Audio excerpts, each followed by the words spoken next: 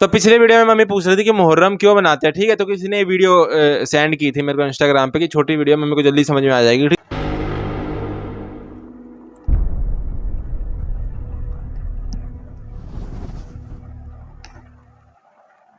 मुहर्रम के दिन इस्लाम धर्म को मानने वाले कई लोग खुद को मारते हैं, खुद पर अत्याचार करते हैं और मातम मनाते हैं। वहीं आज अपनी इस रिपोर्ट में हम आपको बताने वाले हैं कि मुहर्रम के दिन इस हद तक मातम क्यों मनाया जाता है। अपनी इस रिपोर्ट में हम आपको मुहर्रम के पीछे की कहानी सुनाने वाले हैं। दरअसल इस्लामिक जानकारों के अनुसार इमाम हुसैन की शहादत को याद रखते हुए मुहर्रम के दिन उनकी शहादत का मातम मनाया जाता है। इमाम हुसैन पैगंबर मोहम्मद के नाती थे। उन्हें करबला की जंग में शहादत मिली थी। मुहर्रम को गहराई से समझने के लिए तारीख के उस हिस्से में चलते हैं जब इस्लाम में खिलाफत यानी कि खलीफा का राज था। खलीफा उस वक्त पूरी दुनिया में मुसलमानों का प्रमुख नेता हुआ करता था। पैगंबर साहब के आदेश पर 4 खलीफा चुने गए थे और ये खलीफा हमेशा ही लोगों की राय के हिसाब से चुने जाते थे।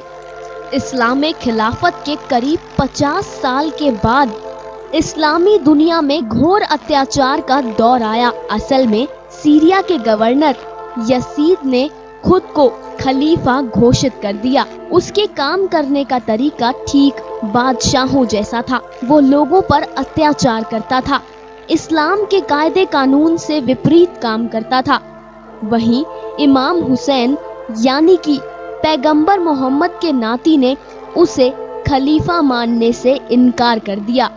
इससे नाराज यसीद ने अपने लोगों को फरमान भेजा कि जाओ जाकर उस हुसैन से कह दो कि या तो वो मेरे आदेश का पालन करे, नहीं तो उसकी गर्दन काट कर ले आओ। इसके बाद यसीद के फरमान पर हुसैन को बुलाया गया, लेकिन हुसैन ने ऐसे आदमी का कहा मानने से इनकार कर दिया जो खुद को अल्लाह मानता हो।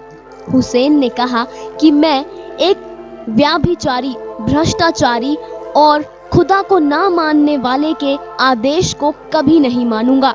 इसके बाद इमाम हुसैन मक्का शरीफ चले गए। वहीं इमाम हुसैन की ये बात सुनकर यसीद को काफी गुस्सा आ गया। यसीद ने अपने लोगों को मक्का में यात्री बनाकर भेजा और इमाम को मारने का आदेश दे दिया। ये बात हुसैन को पता चल गई।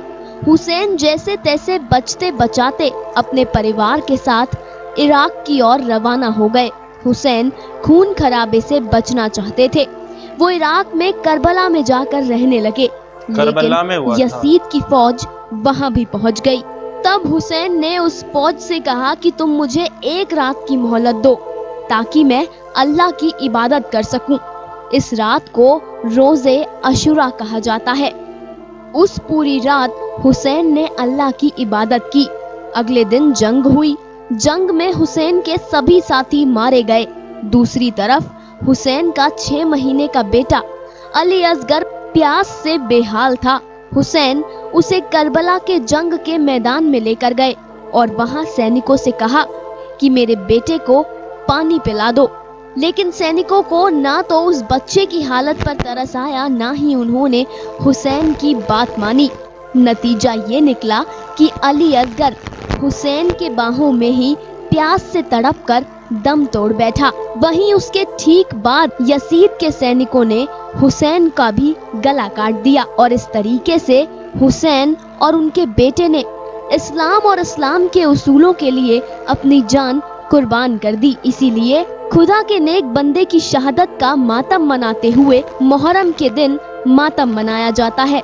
आशा करते हैं कि आपको हमारी इस रिपोर्ट में अपने कई सवालों के जवाब मिले होंगे। कथा सागर की पूरी टीम सदैव आपके सुखद जीवन की कामना करती है। कथा सागर डेस्क रिपोर्ट।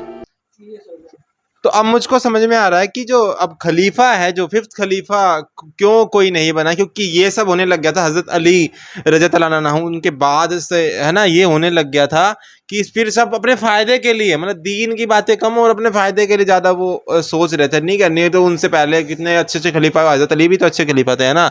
उनके बाद 5th जब खलीफा वो सेल्फ डिक्लेयर खलीफा थे वो हैं यासीन, तो अब मेरे को पता चला कि क्यों आगे खिलाफत नहीं चली है ना, मतलब कि ये खिलाफत का मतलब इस्लाम की नहीं, खलीफाओं की क्यों नहीं चली, ठीक है, वहीं से शायद बंद हो गए और अब भी खलीफा होते ही नहीं है अब, ठीक है, कि उन्होंने कहा ना व्यभिचार और भ्रष्टाचार और सोच ही फर्क आ गया था, है ना, खलीफा अपने, हाँ वही वही बात हो गई, ठीक है। और करबला का मम्मी को दिखाया है, मम्मी मतलब देख रहे हो कैसे उन्होंने मना कर दिया, ठीक है, कि भाई हम नहीं मानेंगे तुम्हारे खिलाफ, क्योंकि तुम इस्लाम की बातें ही नहीं कर रहे, ये तो अलग जा रहे हो।